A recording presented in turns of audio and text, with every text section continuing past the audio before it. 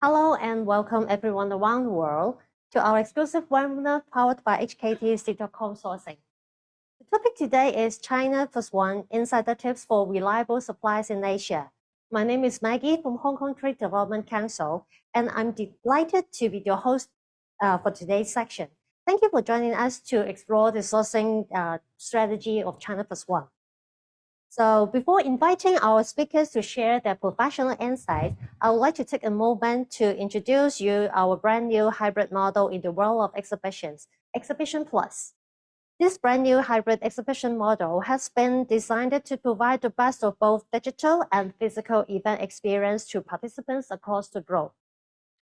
So some of you may join us new. Please allow me to introduce our company. We are from Hong Kong Trade Development Council as the leading event organizers in Asia. We host over 30 international exhibitions each year. Based on the figures in 2019, 5 of these events are the world's largest in their respective sectors, and 10 of them are Asia's largest. So over 39,000 exhibitors and 720 international buyers participate in our exhibitions in Hong Kong. So while in-person trade fairs have resumed, we remain mindful of the opportunities brought by the digital technologies in parallel and the evolving sourcing behavior and customer expectations. By integrating digital tools and physical touchpoints, hybrid fairs are designed to enhance the physical fair experience and extend the sourcing journey beyond the physical exhibitions.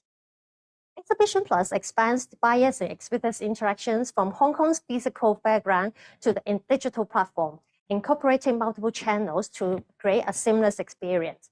Our AI-enabled online business platform, Click to Match, which is a smart business matching platform, can connect buyers and exhibitors online or in person, capturing every business opportunities.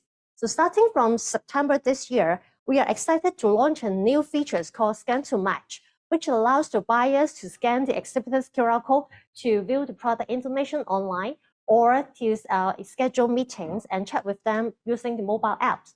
So by scanning the QR code, we allow the buyers to connect the exhibitors from offline to an online environment.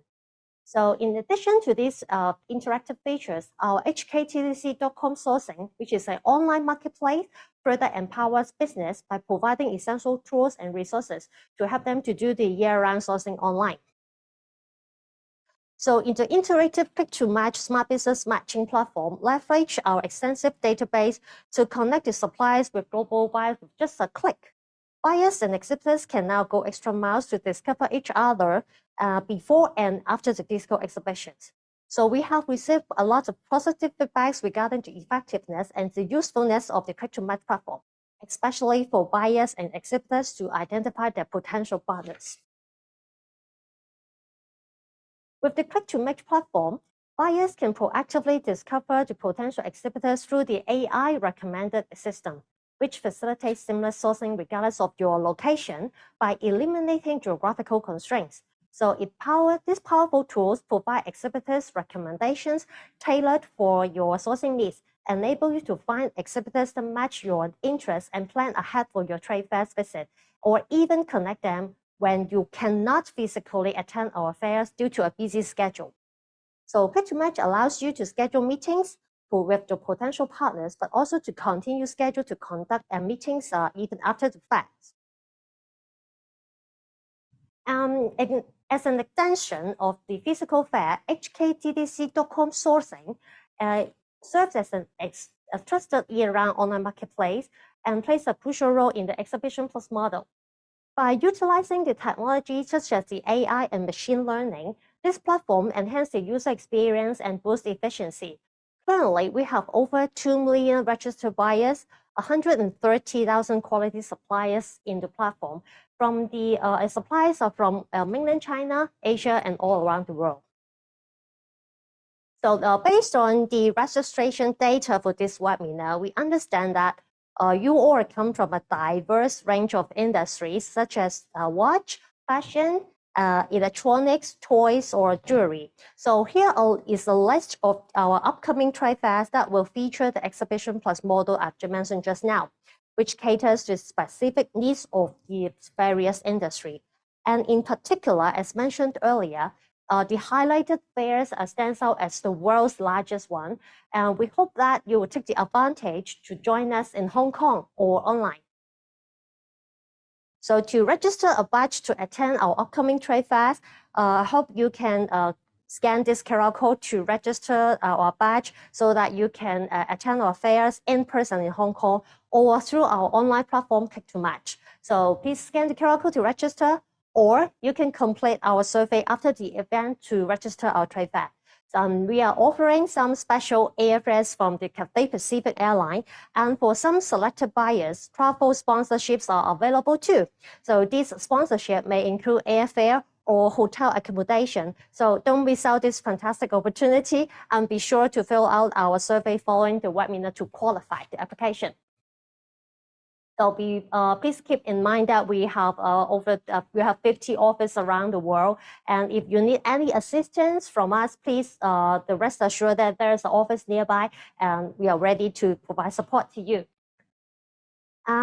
Before introducing our speakers, I would like to quickly remind you that there will be the Q&A section, and for both speakers at the end of the webinar. So if you have any questions for our speakers, please submit your question using the Q&A box in the system.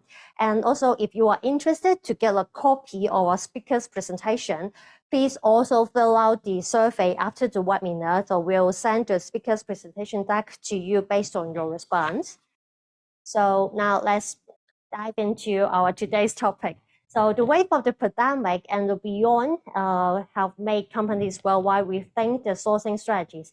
However, challenges such as finding cost-effective suppliers and ensuring quality control may make you question the benefits of diversified sourcing.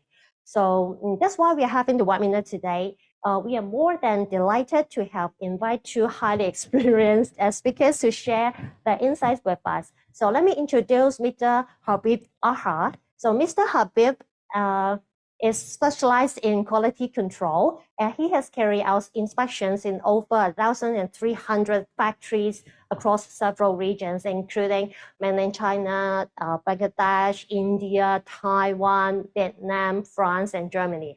In 2018, he founded QCADVISOR. Up till now, the company has served more than 500 clients from Europe, North America, and Australia. So he will be joining us in the second part of the sharing topic, quality control in South and Southeast Asia's new sourcing hub.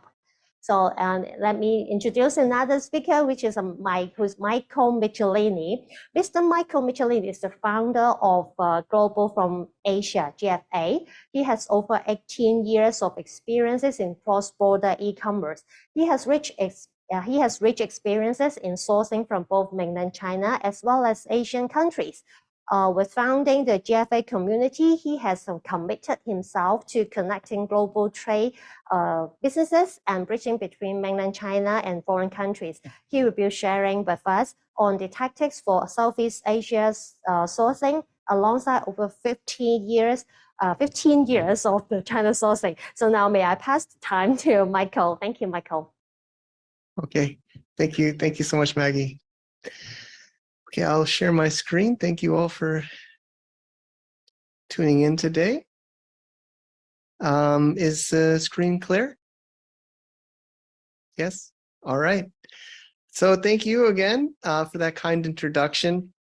It's my pleasure. I remember really early on in my career of buying from China, coming through HKTDC in Hong Kong in 2007.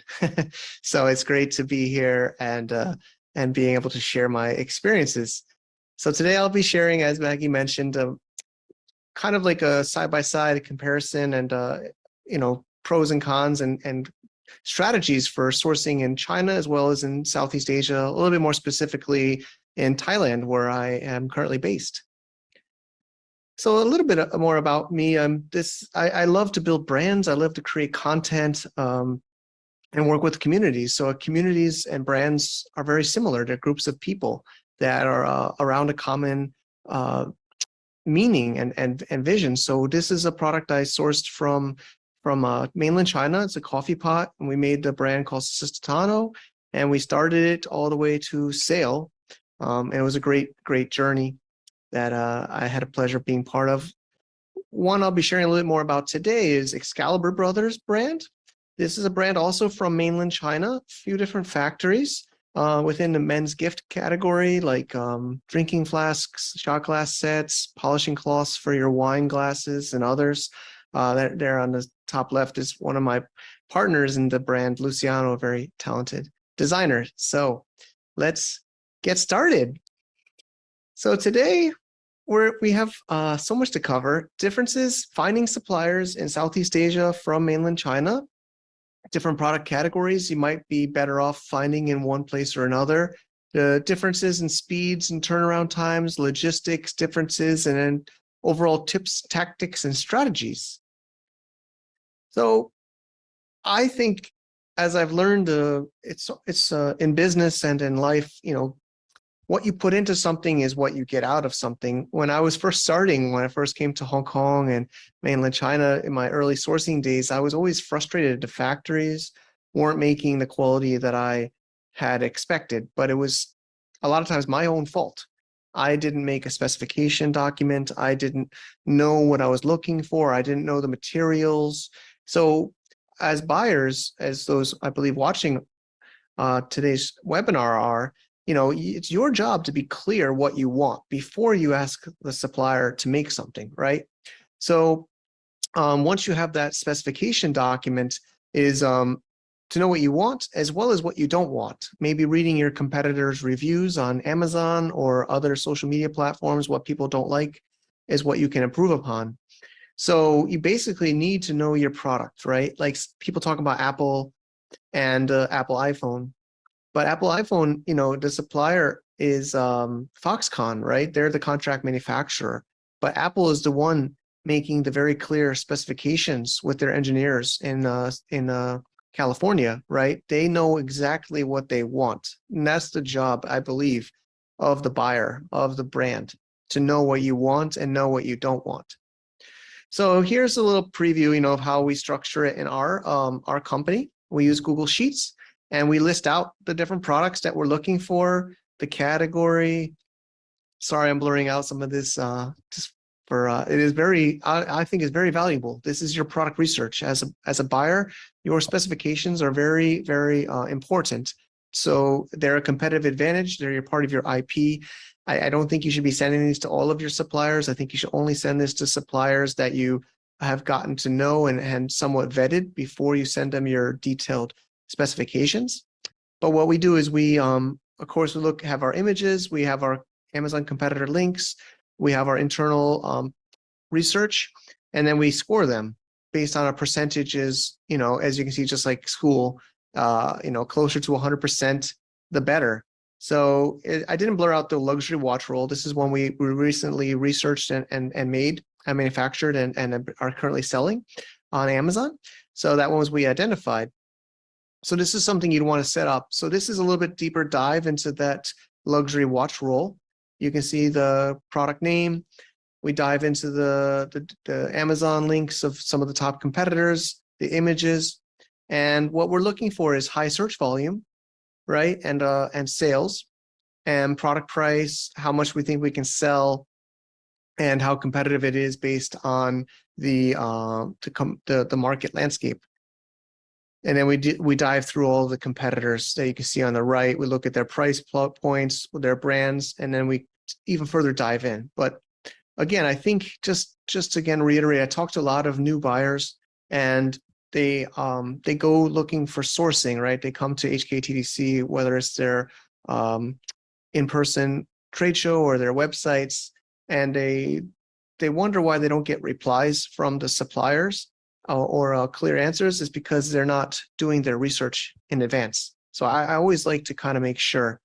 And then this is a little bit of a preview, some of the specification documents. So we make a Google Doc and we list what kind of materials. It's very important to say what materials you're looking for, right? Because that's one way quality can be harnished, is by lower grade plastics, lower grade leather, lower grade any kind of interior components. Actually, a lot of times the subcontractors, the suppliers that your factory is buying from, you should also maybe be involved with, maybe even buy from them directly rather than your main manufacturer. So you want to understand, of course, the placement of your logo. What other accessories do you want with this product? Sometimes we put a polishing cloth. I think sometimes these small little things you add with the products makes it stand out from your competitors online or even in stores. Of course, packaging is very important for a brand, in my opinion. The packaging, we have very complex packaging. We have, insert cards, we have thank you letters, and then we also go through our QC process. So what are we looking for when we are inspecting this product? So here's a little bit more of a screenshot from this this live product and a new brand I'm building. You can see we say where we want the logo. We want this logo here. We want it engraved on the bottom. We show our packaging. We just make this very clear. So this is valuable if you're sourcing from Thailand, China, USA, Germany, anywhere. And notice of course it has some English language, but I have arrows, pictures, right? It's very picture heavy, graphic heavy, because whether I send it to somebody in Thailand that's Thai, or somebody in mainland China that's Chinese, maybe don't speak English.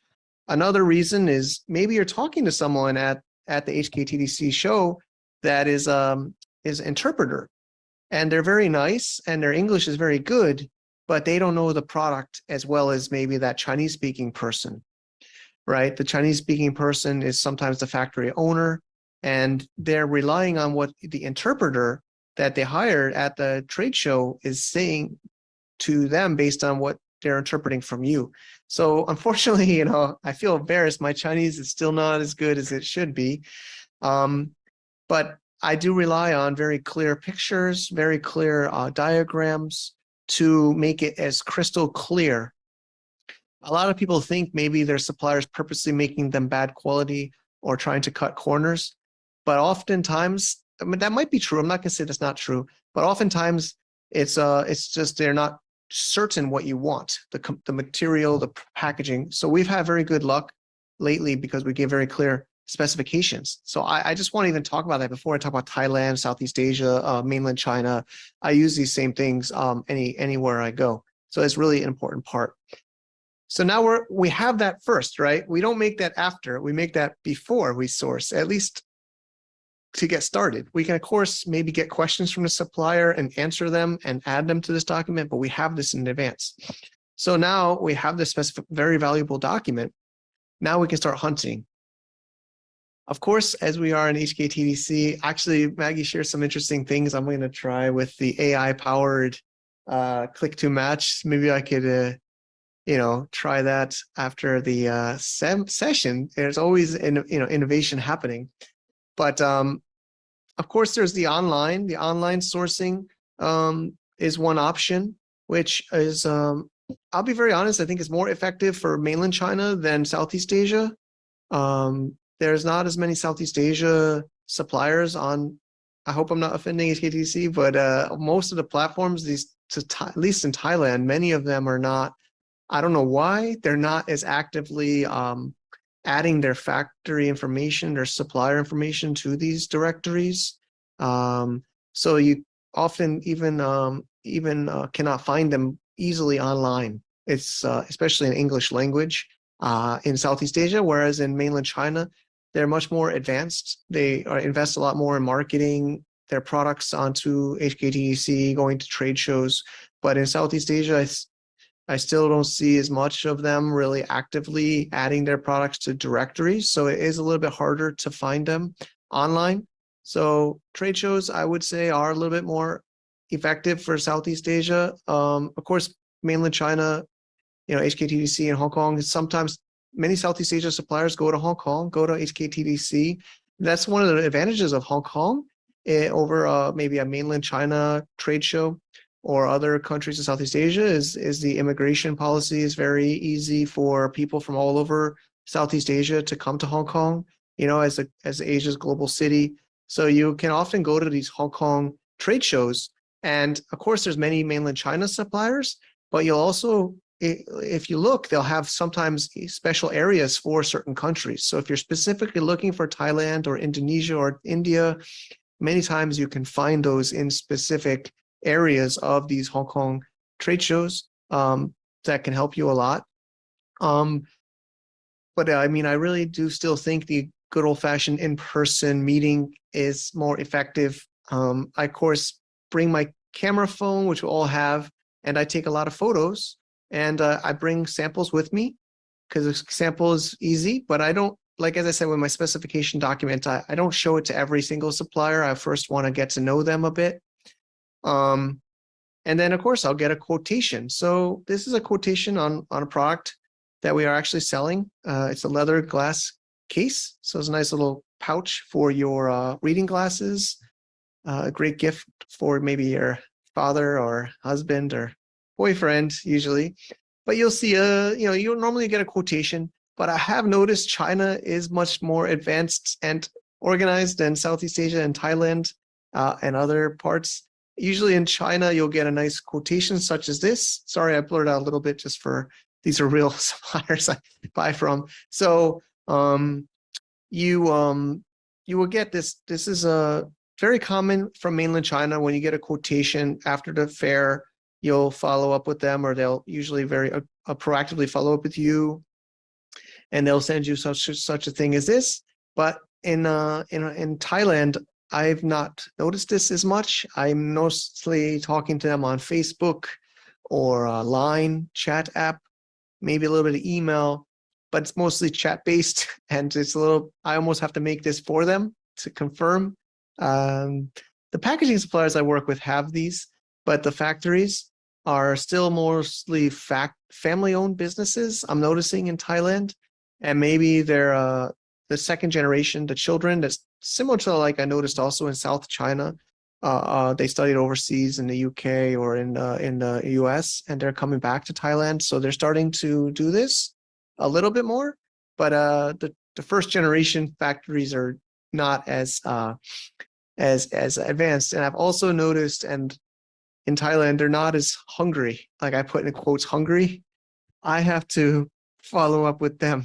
They don't seem to be as anxious or urgent to get a order from me, which those buying from China may notice. The sales reps are pretty persistent to keep in touch with you and check if you're getting an order from them or not.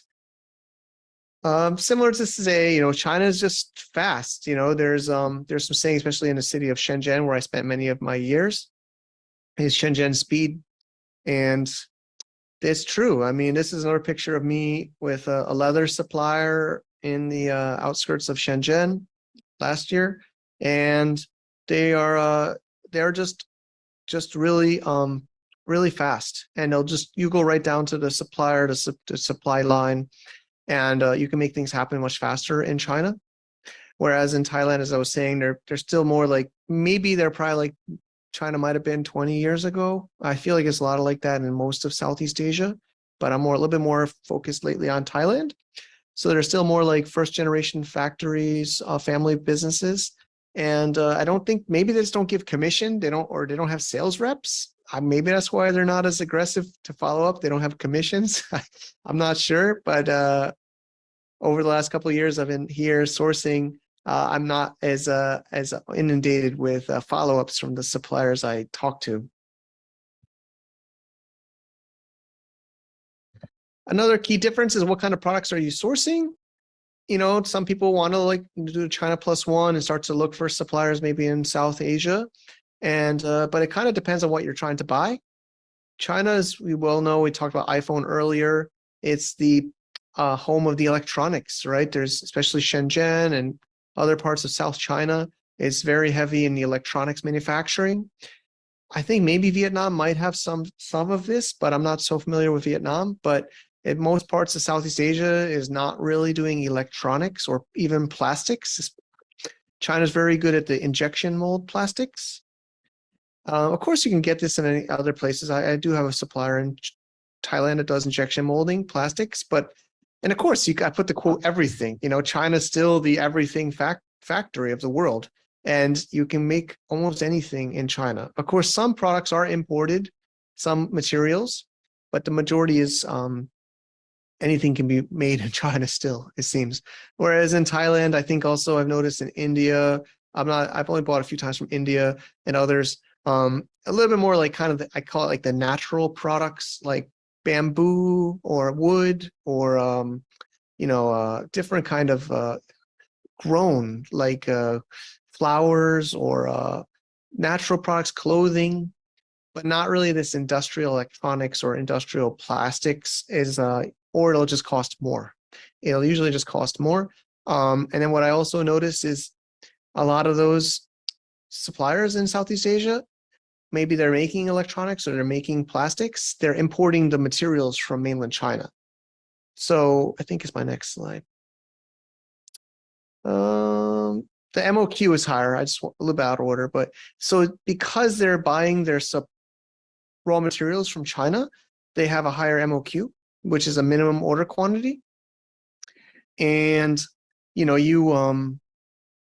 might not like that as a smaller buyer. So I've seen in some factories, because they don't have certain materials, you got to buy a higher quantity than maybe 1,000. Like in China, that's usually 1,000 pieces. But in Thailand, I'm noticing higher MOQs. Also, Thailand or maybe Southeast Asia is still, maybe a lot of the savings now is the human labor, people. I think China cost of labor has been increasing over the years. So I'm noticing a lot of products that have like farmers gathering crops, networks of jewelry makers. I've been to some, they used to be factories, especially because of COVID. COVID changed a lot of these business models, at least here in Thailand, where they've kind of let the workers work at their home and then bring the finished good back to the factory. I've seen this like 3 or 4 times now. They're kind of like outsourcing it to the factory worker works at home and takes the materials, makes it at home, because it's not like a production line. They're not like production lines in Southeast Asia. They're more like handmade.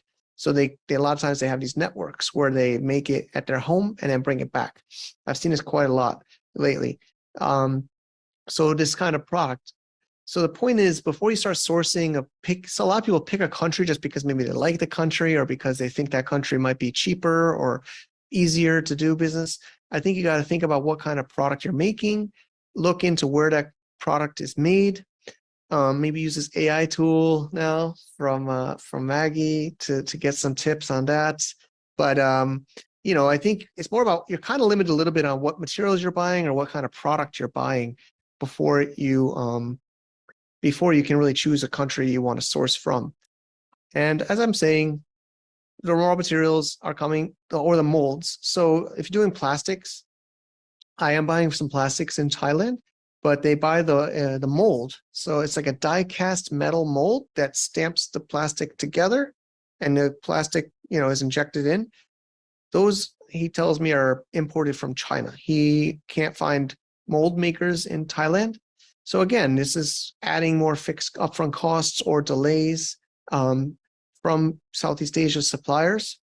So, a lot of people are still dependent on China, at least for the raw materials or molds. And that makes maybe MOQs higher, setup costs higher when you're trying to compare that with China. Also, the logistics, because China's got this really developed supply chain, they're faster to get things delivered and cheaper. So AGL, sorry, I should have been clear what that is. AGL is Amazon Global Logistics. So as I'm primarily Amazon seller, as an Amazon seller, some people prefer AGL because that's the Amazon's own logistics. They don't offer this in Thailand and some other Southeast Asia countries, but of course they offer this in mainland China.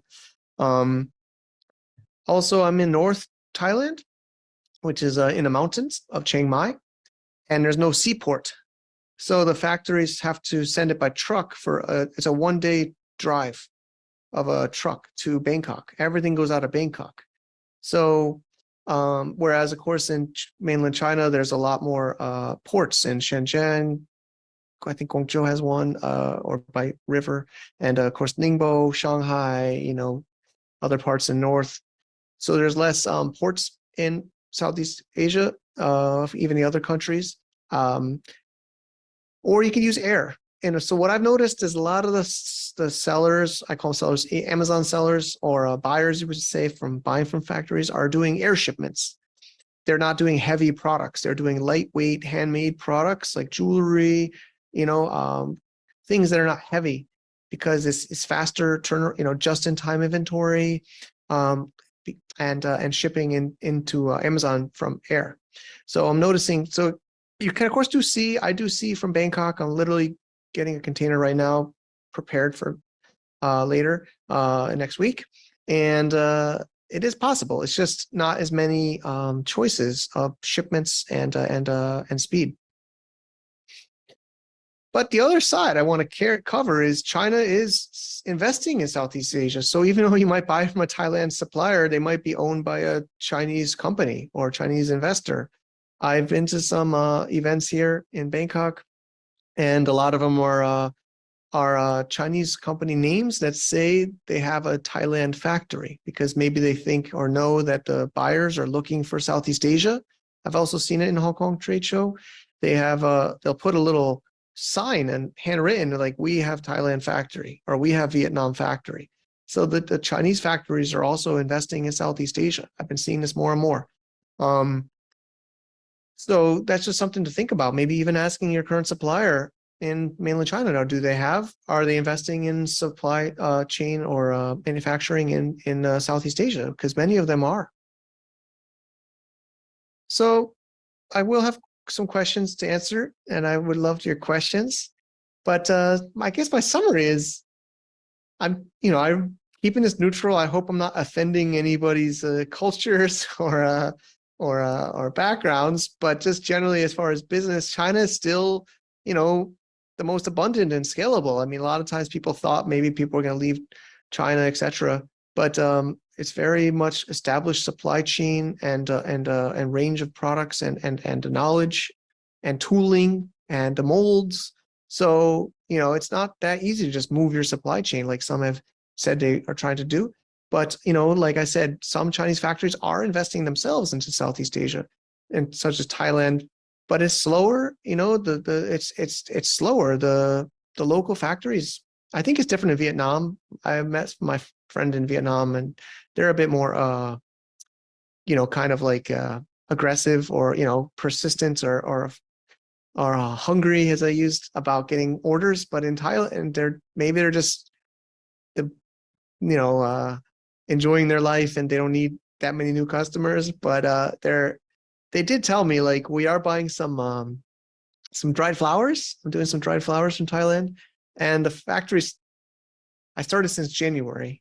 It's getting into, I still haven't gotten the order finished, and it's almost September. I hope to ship in September.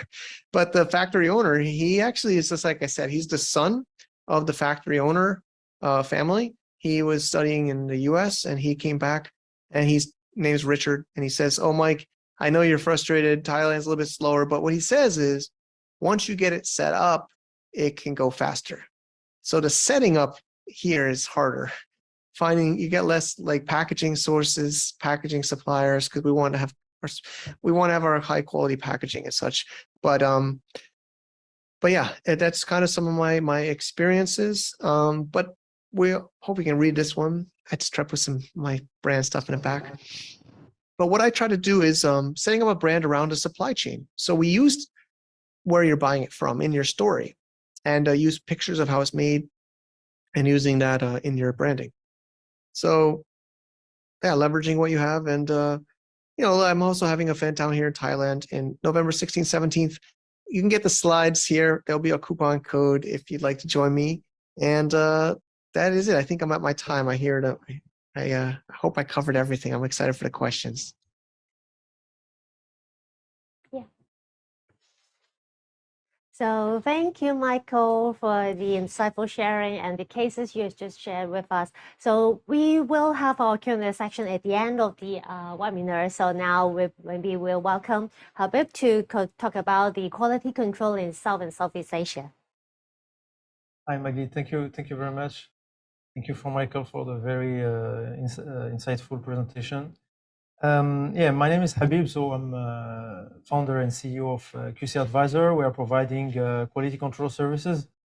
Initially, it was a lot in China, and since COVID, we have started to really see a very interesting switch to other Asian countries, in mostly Southeast Asia and in India, so a little bit of Bangladesh. So now we are really witnessing a very interesting shift from of supply chain, with I would say with a lot of opportunities, but with also some risks that we need to be careful about. Before talking about QC, I wanted to have like a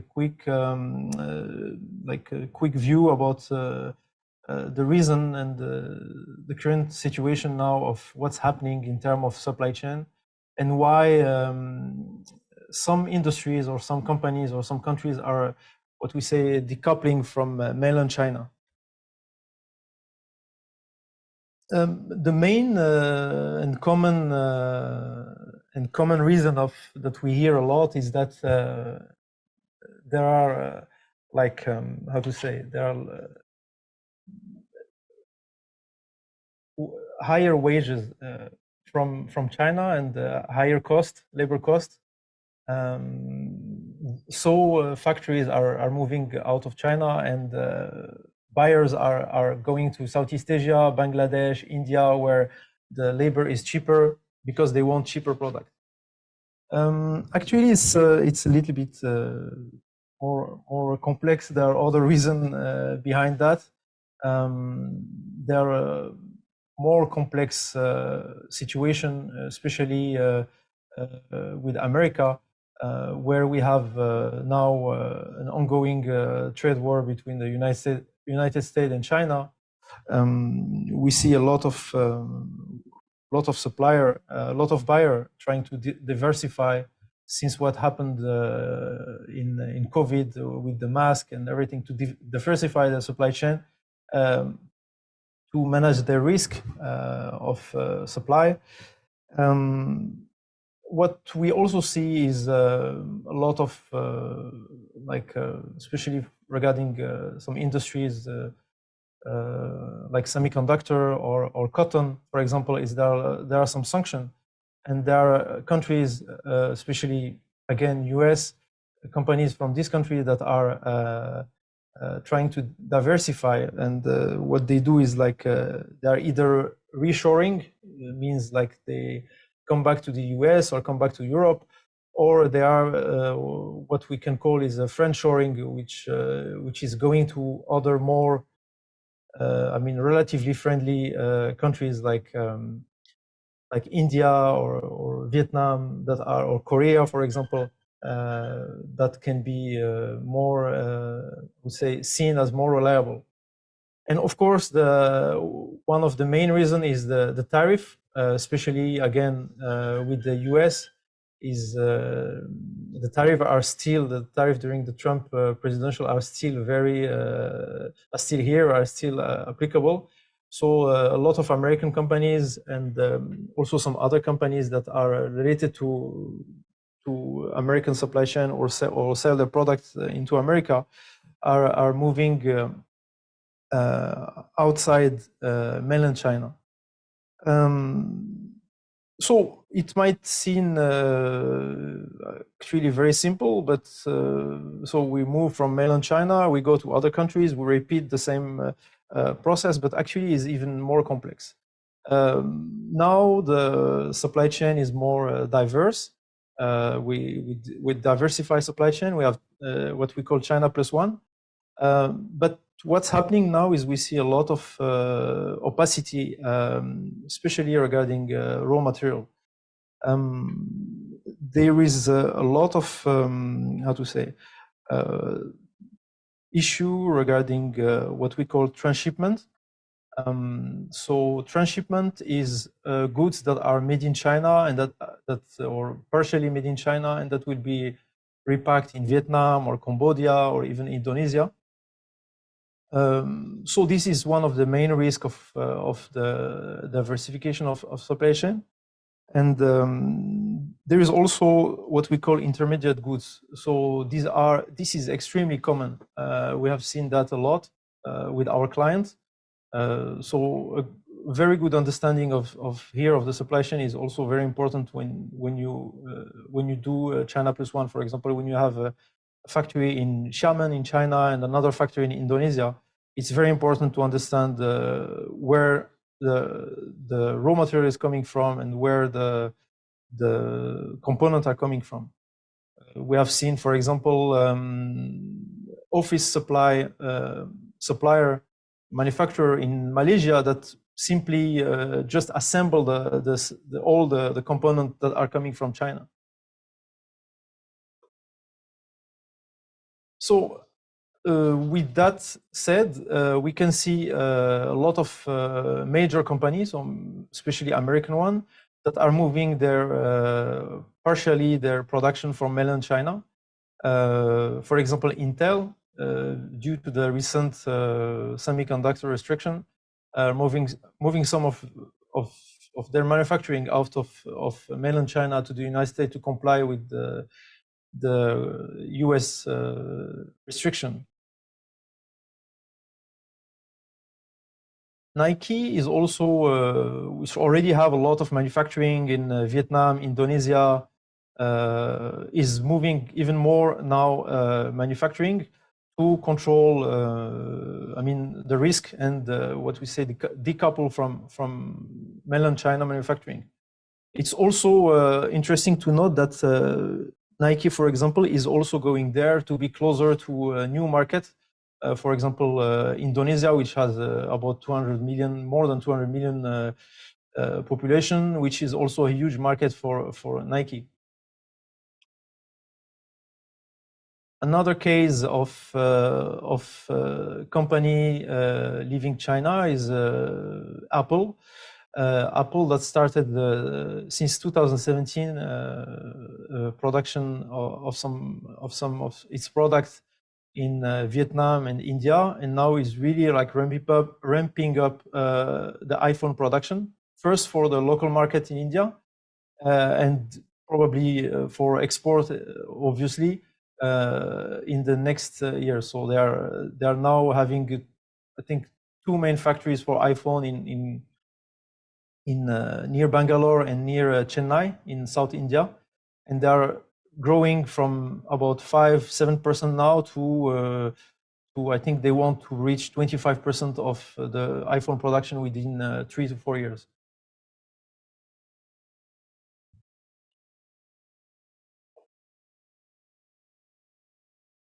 So after having this kind of understanding of the situation, I think I would like to have to show you a little bit the differences between Southeast Asia and South Asia. Now we are talking about China plus one with the focus on Southeast Asia and South Asia, because we also have China plus one that can be China plus Mexico, or China plus Canada, or even China plus US, or China plus Morocco, or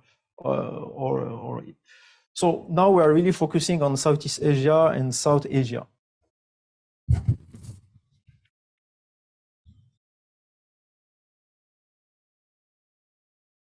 Okay, so first, a very interesting comparison here is comparison between population and the age within every country. So as you can see, the population of China and India is almost similar, but you can see that there is a huge amount of young people that are going to be employed in the next, I would say, 10 to 20 years. And this is really an advantage for countries like India, which will have more labor force and more people to work in the factories. You can see the trend, like 26% for India, 26 in Bangladesh, even 36 in Pakistan. And the trend is similar to all South and Southeast Asia countries. While in China, you see that the population is not sharply declining, but you can see that there are more older people and that there are less younger people. So this is very interesting to have a look at, because it will give us some some information about what might happen in the next 10 to 20 years. And obviously, you can see that countries like Indonesia, which are 277 million in 2023, or India or Bangladesh have a lot of advantage here. Of course, there are other factors like government implication, or even political stability, or mindset of people, or investment, or GDP that also play a very important role. But at first, this is an important thing to have a look at. Regarding the products that are made in South and Southeast Asia,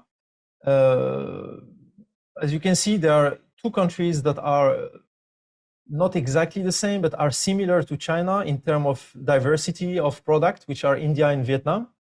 In India, you have still some focus on garment, textile, leather products, home decoration, like kitchenware, handicraft. But there is also a huge network of suppliers that are mostly were focusing on the domestic market, but that are switching now to and upgrading to more export. Is the same in Vietnam, with a different, I would say, different structure. Because in India, as we will see later, in India, most of the suppliers are local supplier. In Vietnam, we have a mix between local supplier, but also a lot of investors from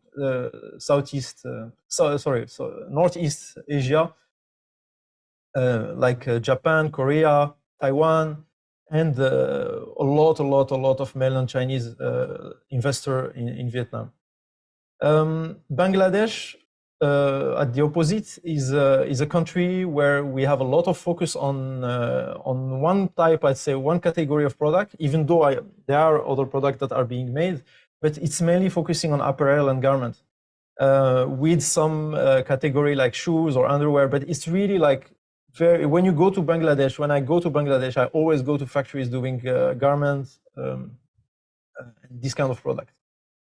In Indonesia, and because of course, because of the local resources, you have a lot of furniture, very high quality wooden and rattan furniture that are made in Indonesia.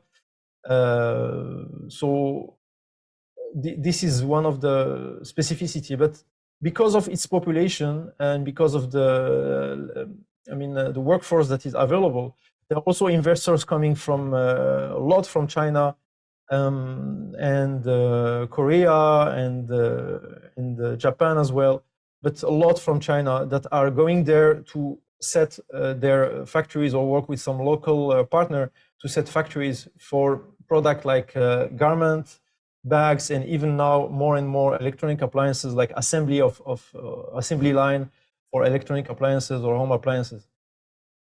I think, to be honest, one of the really interesting countries in this list is Indonesia, because it's not, we don't talk about Indonesia as much as we talk about India or Vietnam, but it's really interesting to see.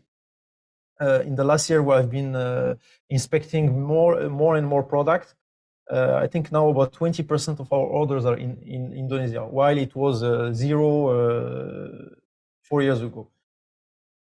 Pakistan, also interesting country, but a little less stable. I'm sorry, I don't want to be too subjective, but it's a little bit less stable than other countries, less, I would say, dynamic, but still interesting for some type of product. For example, sport products, still interesting for garment and home textile.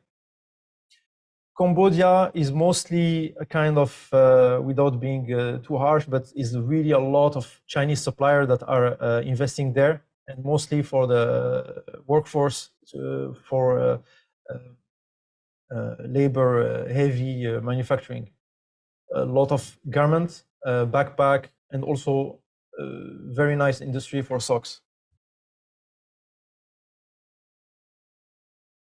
So as I mentioned earlier, I think regarding the factory profile, it's interesting to have a look and understand what's who are the supplier in each of these countries, to be able to assess the risk, because it's directly related to the risk you might face when you're dealing with supplier from these countries. So in India, we mostly have a lot of local owners, domestic manufacturers that are upgrading to export. So we have all type of factories, similar to what we can see in China, small factories, middle and large factory. I have been very impressed by some really large factory I have visited in India, especially in Tamil Nadu, in south of India. We can see a lot of really well organized, with amazing quality management system in place, very clean, very organized, with like a lot of light and interesting production to have a look. In the other direction, I would say there are also some small factories that we need to assess very carefully and before making business with them. So this is about India. Regarding Vietnam, we have local owners, we have local companies. We have been working mostly with the middle and large factories, and also a lot of Korean, mainland Chinese, Taiwanese, and Japanese investing there. As Michael mentioned, we can see a lot of especially Chinese factory in Guangzhou, or doing, for example, backpack, or doing shoes, or doing this kind of product that will tell you, if you don't want to buy from China, we also have the Vietnam factory if you are American, or if you have tariff issue, etc. So mostly when you talk with this factory in Vietnam, you would be maybe in contact with Vietnamese people, but sometimes you also will be in contact with some Chinese people. Bangladesh, a lot of local owners, but also investors from Northeast Asia. So in Bangladesh, you see diverse factories, like you can see very small and disorganized factories in some really old building, and you can see huge factories. I have been to some factories doing home textile, really big, very well organized, with like 2,000 workers. So you have a diverse type of factories of quality. So it's something that if you want to source from Bangladesh, you need to take into account.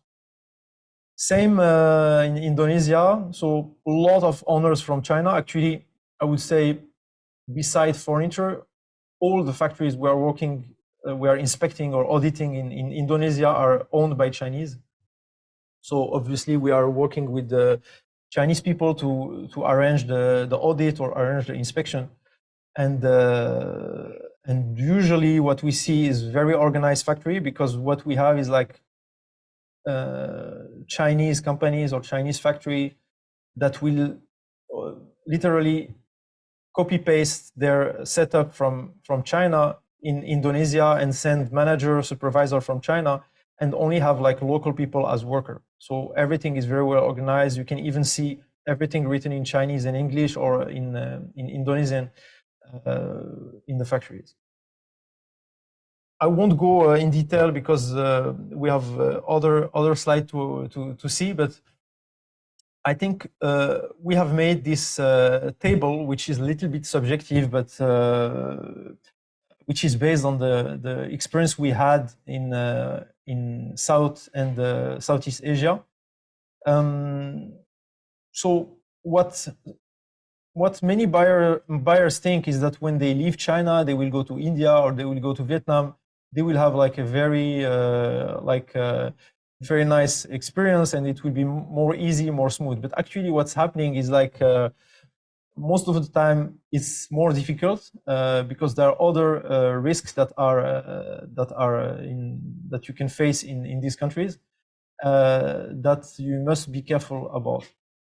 So, for example, IP risk is quite high so intellectual property risk is quite high in mainland China. especially for plastic or from like injected molding part, or electronic or design. But we have seen that it was a less risk in India, especially South India and in Bangladesh. We don't see a lot of factories copying client or buyer's product and then selling them to other clients. Regarding the quality and the fraud, you still need to be careful, because in some area of South Asia, you can still face some fraud. I don't say here that we have all the factories that are fraudulent, but there are still some risky situation that we need to be careful about. One major I would say risk that we see very often is the lead time, especially in some industries that are like handmade product, or like handicraft or kitchenware, where we see really like a lot of problem for lead time compared to what we usually see in China. You can have a look at the presentation. I think it will be available, so I won't go through all the detail here. So in Southeast Asia, I would say we see obvious, like overall less risky situation, but I would say if social compliance, and I hope, is important for you, Cambodia is a country where we have seen some social compliance issue. Other than that, again, the lead time risk is also to consider, even though it depends on the industry, the kind of product you are doing. So you need to be well organized and have like very like strict schedule for your shipment and production, and also have some kind of safety gap to avoid any risk of production in your supply chain. So establishing a quality, QC strategy. Very important is to know that the supplier selection is very critical for you. Important to know who you are working with, to evaluate the risk factor, especially based on the ownership and the size. Because if you are dealing with a local supplier, usually with a small size, the risk is higher. And if you are dealing with a big factory, for example, from your existing Chinese supplier, you have less risk.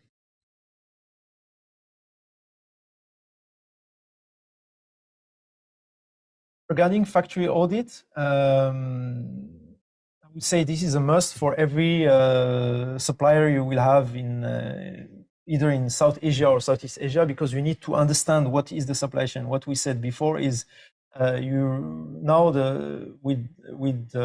with this new supplier and this new supply chain in Southeast Asia, you have a lot of things happening behind the scene, a lot of opacity.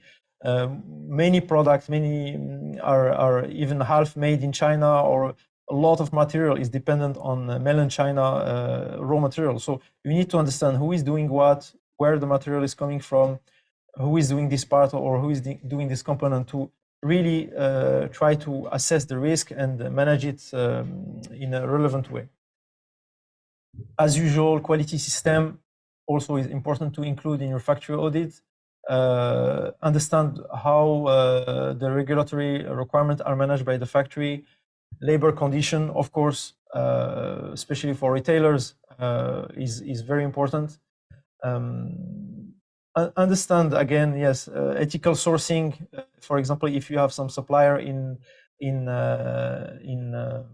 India that claim that they do recycled cotton or organic cotton or recycled polyester products, it's important to understand who is doing what and what certificate they have. Last one is communication, of course, because communication is still a very high like risk. If you have factories that are not responsive and that are not answering to your email, etc., it might be also a problem for your company. Quality control, as mentioned previously, the most important is the product specification. To be very clear, we also like advise people and buyers to have more pictures than words, and to have the document ideally in the local language, especially Southeast Asia, so they can be easily transmitted to production line and production people. Risk-based inspection plan. So if you have a risky product, do more inspection. If the product is under control or the order is under control, of course, you just can rely on pre-shipment inspection at the end, or even self-inspection if you really have like a high trust with the supplier. Sample testing, especially for some product going to Europe or USA, very important to do sample testing to see if they are RoHS compliant, or if they have some other kind of compliance that is regulatory for some of the country you are sending, or CE, for example. Interesting also to be very careful about cultural communication. We know that usually buyers from the West that go to China, they mention a lot of cultural differences, the face issue, etc. But if you leave China, it does not mean that this will be going to end, but it might even be even worse, because these cultures also have their own specificities, and you need to have really clear understanding about the order you have and the contract you have with them to avoid any misunderstanding. Inspection schedule, as we mentioned, that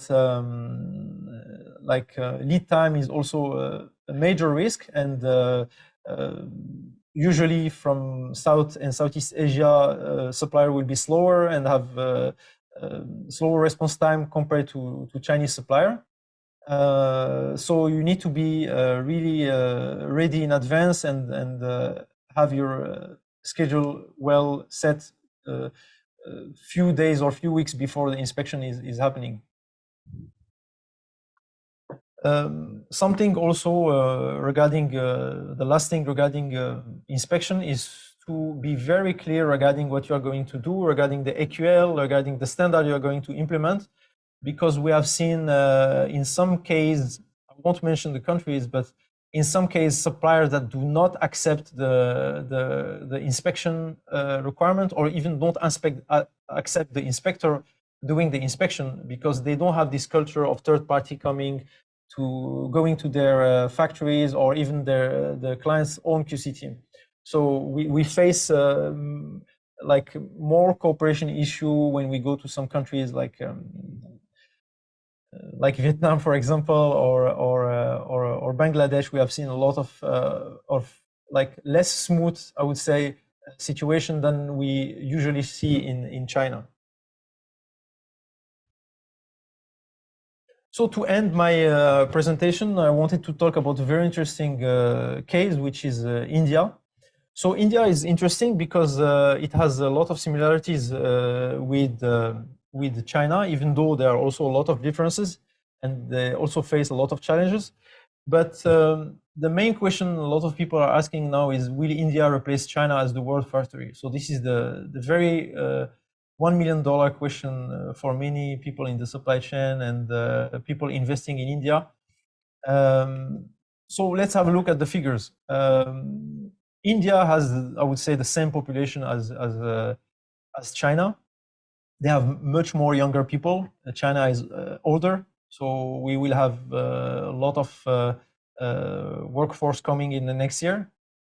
Very interesting to note is that despite having the same population, India has only about less than 500 million labor force, while China has about 800 million labor force. The main reason is that India is still a very rural country with about 60% of farmer. Also, there are some cultural aspects, not in all over India, but in some state of India where women will be staying at home more than in China, where women are really involved a lot in the day-to-day business or employed heavily in the industry. The GDP is still you can see is very high when we compare China to mainland China to India. The GDP per capita is also still there is still a big gap, but it's growing very fast, especially on India side. As you can see here, China is still a manufacturing powerhouse with 3.5 trillion US dollar of export of goods in 2022, in comparison with the 680 billion, which is about 6 times less. Right, it's 6 times, right? Than China. So we still need to see a lot of development from India, but its population, its government involvement in export, and a lot of subsidies, for example, for companies like Apple that received a lot of support to put their factories with the support of Foxconn and also Pegatron and Wistron in Tamil Nadu and Karnataka. I think are going to play like a very important role in helping India become like a manufacturing powerhouse as well. I don't think it will reach, I would say, in the 10-15 years what China is doing, but I think still India is extremely interesting to have a look at. And I go to India about once to twice a year. Recently, I didn't go because of COVID. We were stuck in China, but every time I go, I see a lot of improvement in the infrastructure, in the roads, in how people are behaving as well in terms of mindset with regards to export.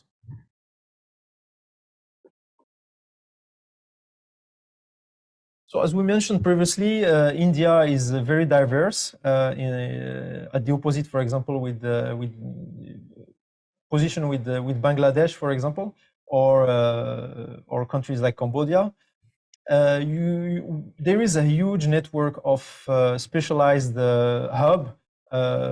Every hub has, for example, you have home textile in Karur, you have like leather goods in Kanpur, you have handicraft in Moradabad. You have every part of India has this kind of what we have already seen in China. Also with Shenzhen being the electronic hub, with Xiamen being, or Quanzhou being the backpack hub, etc. We have like a lot of Ningbo being like home appliance hub. So it's what we see in India is also very similar, and this also comes from the same logic with the domestic like supplier that are upgrading to export. So the base is already there, and they just need more investment, more clients, better organization, but the base is already there. In addition to the population, I think this will make India a very interesting country to source product. But again, there are always risks. You need to be very careful. You need to qualify supplier.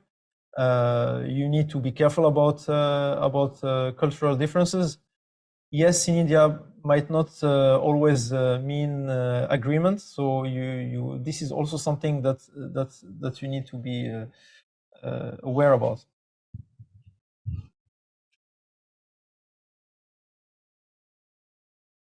Thank you very much for HKDDC. Thank you very much, Maggie and Winky, for the opportunity to present this like QC strategy. And if you want, you can connect with me if you have any question about the quality control in Asia on LinkedIn. So if you can take it from the presentation, and if you need, you can also get 50% off your first inspection in Asia on the link in the presentation. Thank you very much. Welcome. Hello. Okay, welcome back. Thank you, Michael. Thank you, Habib, for your insightful sharing. Now let's go to our Q&A section. So if you have any questions for our speakers, please leave your message. And we have received quite a lot of messages. So and now let me begin for my first question first. Okay. So Habib, have you said some factories in Asia are actually operated by mainland China or owned by the mainland manufacturers? So is there any difference on the quality and price for the same products produced on different sites? I would say for you have differences for price. Moving to, for example, let's take example of a backpack being made in Quanzhou, Fujian, and Indonesia. The same. I mean, the company that will be based in China, in mainland China, will have a partner or will open their own factory in Indonesia. So we have seen factories that are really huge, 2,000, 3,000 workers. So what's interesting to know is that these factories are mostly managed by Chinese people. So even though the labor cost is low compared to China, but there will be like 50, 60, 70, 100 manager or supervisor that will be sent from China to Indonesia as expat, and that will be managing these people. So the labor cost, even though is low, will be there will be also more expense for the company regarding the people that they are sending from China. So the price actually is not necessarily lower, and even though even sometimes it's even lower, still lower in China, and these factories are mostly working with US companies, for example, due to supply chain requests, etc.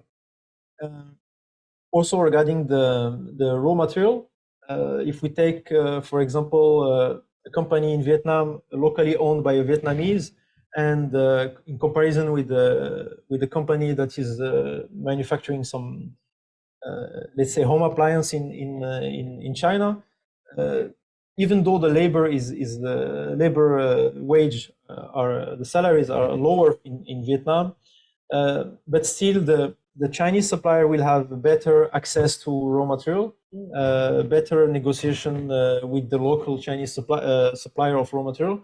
So they might, the price is not I would say still not yet a big, there's still not yet a big difference between China and the Southeast Asia. What we see is some sorry to be too long. What we see is we in some cases with, like, for example, cotton bags or cotton product that were made in China, and that where we saw buyers switching to India. Then in this case, because you have like local resource, local raw material from India, you have local expertise, you have people doing this kind of product for a long time. In this case, we might see much more interesting prices in India. So let's move on to some question about sourcing. So any skills for price negotiation with Asian suppliers, Michael? Oh, we cannot hear you, Michael. You turn on the mic. Yeah, thank you. Thank you for catching me there. I've noticed, of course, it's about culture. It's about culture. You know, you move out of your home country and you learn you're dealing with a lot of different cultures. So, of course, China has a different culture than a lot of Southeast Asia.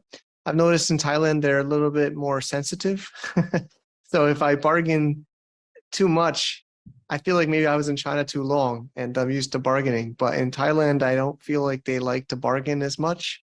If I negotiate too much, they kind of give up on me. Like I was saying in my presentation, they don't seem to really care about getting new business in Thailand. And maybe I think it's different in other countries in Southeast Asia, but I've tried to negotiate, and then they'll like say their dad or their mom, like they'll bring up their family, and they'll say like, we can't give much discount, this is already a good price, and then things like that. And I did offend them once because I negotiated later after when I was already kind of in the sample process, and then they got offended. So I just feel like a little bit more sensitive here, and my Thai friends agree it's like a little bit more sensitive. So maybe in Thailand, I feel like you got to negotiate up front. You don't, and don't maybe be too hard. Does that make sense? At least in my experience. Yes, They yes. kind of give you their best. Basically, they don't really do this where they go high and you bargain down, from what I've noticed, at least in Thailand. So how do you spot the genuine supplies from China or any Asian countries? What's the process of verification and how to ensure the products or shipments without being tampered with? Maybe both of you can share some of your experience about the genuine supplier.